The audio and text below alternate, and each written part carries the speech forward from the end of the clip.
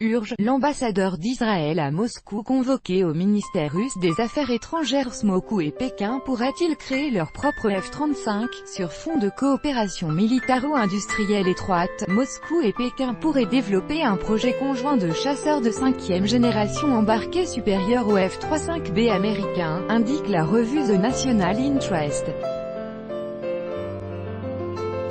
La Russie et la Chine pourraient réaliser un projet conjoint de chasseurs de 5e génération à décollage court et atterrissage vertical, annonce la revue bimensuelle américaine The National Interest. La Chine dispose déjà du Shenyang J-15 créé sur la base du Su-33 russe, mais l'exploitation de cet aéronef de 4e génération est accompagnée de nombreux problèmes. Copyright AP photo, Sinroi, Zhachun Mingle J-15 chinois créé sur la base du Su-33 russe. Dans ce contexte, des experts militaires chinois discutent la possibilité d'élaborer un nouvel avion embarqué sur la base des Chengdu J-20 et Shenyang J-31 et d'un drone embarqué. Toutefois, ce ne sont que des projets théoriques, constate The National Interest. Copyright AP photo, Li Gang, Sinroi. Les Chengdu J-20. Quant à la Russie, ces avions de ce type Su-33 et MiG-29K ont été développés à l'époque soviétique.